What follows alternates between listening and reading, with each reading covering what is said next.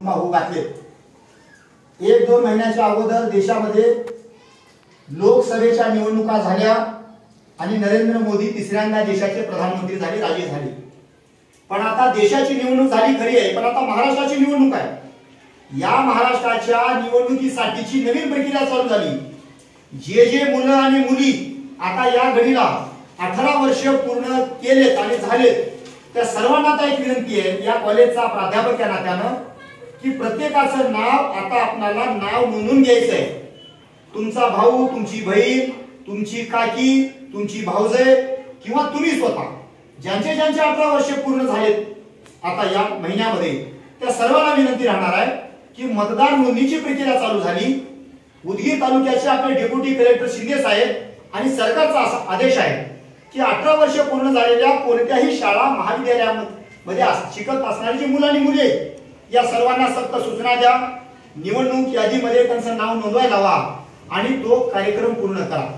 तुम्ही म्हणाल मतदार यादीमध्ये नाव घालून आमचा काय फायदा आहे? देश आणि महाराष्ट्राचं सरकार जेवढ्या चांगल्या पद्धतीने चालतं हे सरकार चालवण्यासाठी किंवा आदर्श सरकार आणण्यासाठी तुमच्या एका मताची लाख मोलाची किंमत आहे।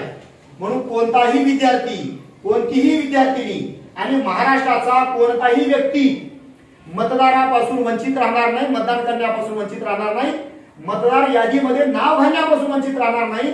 यासाठी सरकारची सर्वात मोठी भूमिका आहे। म्हणून आमची पद्मावती माध्यमिक आणि उच्च माध्यमिक विद्यालयाच्या वतीने एक प्राध्यापक म्हणून आमची तुम्हाला सक्त सूचना विनंती आहे की ज्यांचं वय 18 वर्ष पूर्ण झालं त्या प्रत्येक मुला आणि मुलीनं मतदार यादीमध्ये नाव घालून घेणं अत्यंत महत्त्वाचं आहे।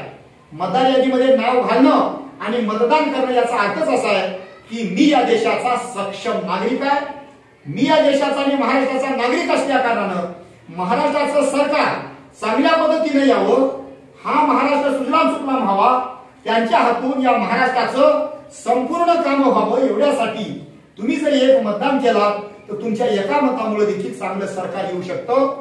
एक जबाबदार नागरिक म्हणून प्रत्येकाने आपापल्या कुटुंबातल्या सर्व लोकांना सांगणं आणि तुमचा 18 वर्ष पूर्ण झाला असेल तर तुमच्या आई वडिलांना विनंती करणं आणि सांगणं की माझं नाव मतदार यादीमध्ये घालण्यासाठी, माझ्या भाऊजेचं घालण्यासाठी, भावाचं मतदार यादीमध्ये नाव घालण्यासाठी जी काही कागदपत्र लागणार आहेत ती सर्व कागदपत्र आमच्याकडे द्या।